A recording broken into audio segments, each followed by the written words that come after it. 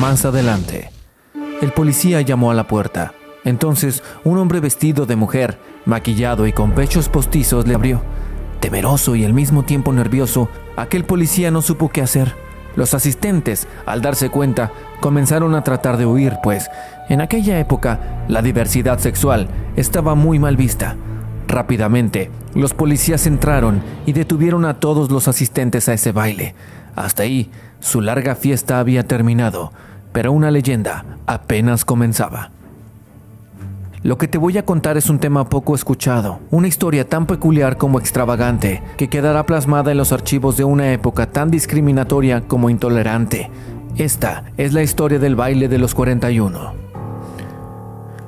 Todo comenzó la noche del 17 de noviembre, en la Ciudad de México, en el año 1901. En una casona ubicada en la Cuarta Calle de La Paz en la colonia tabacalera, lo que en ese entonces eran los límites de la Ciudad de México. Al fondo de la misma se llevaba a cabo una gran fiesta donde se dieron cita 42 hombres.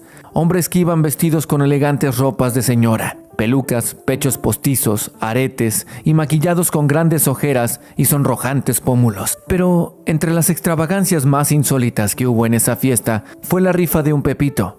Es decir, el premio sería un encuentro privado con un hombre de la vida galante. En aquella época, así eran llamados. Ya adentrada la noche del 18 de noviembre y según declaraciones, la fiesta marchaba de maravilla.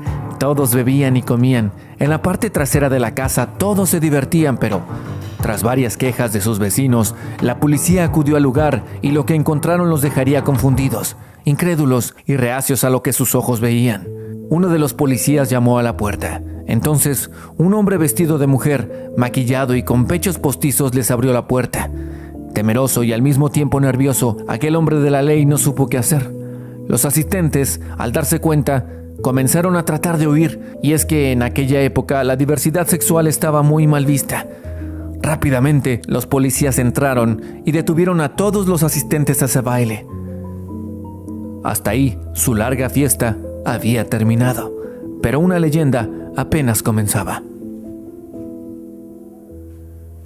De las personas que acudieron a la fiesta era notable la presencia de los pollos, es decir, aquellas personas denominadas así por la autoridad y que, de igual manera, vestían elegantísimos trajes de señora, con pelucas exóticas, pechos postizos, aretes y maquillados de una manera extravagante. En total, se contabilizaron 42 personas al momento de la detención dentro de la propia casa, pero al ser trasladados a la celda, el número, curiosa y misteriosamente, había descendido a 41. De ahí famoso el tema del baile de los 41, pero ¿qué pasó con el número 42?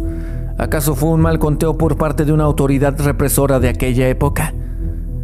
Pues bien, el número 42 se dio a la fuga. Esto luego de negociar su libertad apoyado por una persona que le ayudó a escapar en ese momento, y de no haber sido por él, probablemente hubiera dañado la imagen pública de toda una familia. Pero, ¿quién es el número 42? Quizá te estés preguntando. Pues bien, él era nada más y nada menos que Ignacio de la Torre Mier. Él era yerno de en aquel entonces presidente de México, Porfirio Díaz, pero ¿cómo fue que escapó? La resolución de esta historia, y gracias a la influencia del gobierno, es de lo más simple que te pudieses imaginar. Ignacio, yerno del presidente de México, se dio a la fuga recorriendo las azoteas de las casas cercanas y, por orden del propio presidente, los policías habrían permitido su escape.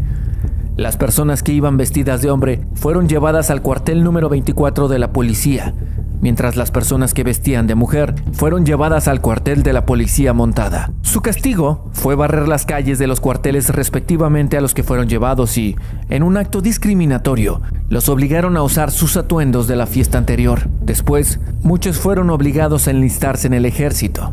Otros más enviados a Yucatán y a Veracruz a realizar labores forzosas que, según en aquella época, eran labores femeninas, tal como lavar ropa o limpiar.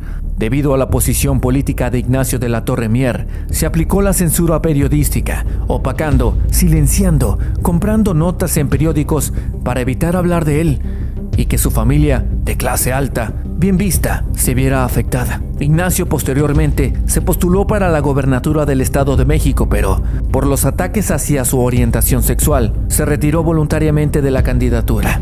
Definitivamente eran otros tiempos, ¿o no? Así pues, la homosexualidad llegó tan lejos con el número 41 que su mención incluso pasó a ser tabú. Así lo describe Francisco L. Urquizo, un escritor militar. En México, el número 41 no tiene ninguna validez y es ofensivo para los mexicanos. La influencia de esa tradición es tal que hasta en lo oficial se pasa por alto el número 41. No hay en el ejército división, regimiento o batallón que lleve el número 41. Llegan hasta el 40 y de ahí se saltan al 42. Tampoco hay nómina que tenga el renglón 41. No hay en las nomenclaturas municipales casas que ostenten el número 41. Y si acaso, y no hay remedio, se usa el 40 bis. No hay cuarto de hotel o sanatorio que tenga el número 41. Nadie cumple 41 años. De los 40 se salta hasta los 42. No hay automóvil que lleve placa 41, ni policía o agente que acepte ese número. Todo esto, palabras de Francisco L. Urquizo. Además de aquella peculiar situación, casi no hay ningún registro. Sin embargo, sí que lo hay, un grabado hecho por José Guadalupe Posada. Este grabado trascendió la historia y hace afirmar que todo sucedió tal y como lo cuentan. Un acontecimiento social que dejaría marcado la historia por actos discriminatorios, dejó al descubierto un gobierno conservador y una opinión pública homofóbica que prevalecía en esa época. ¿Crees que los tiempos han cambiado?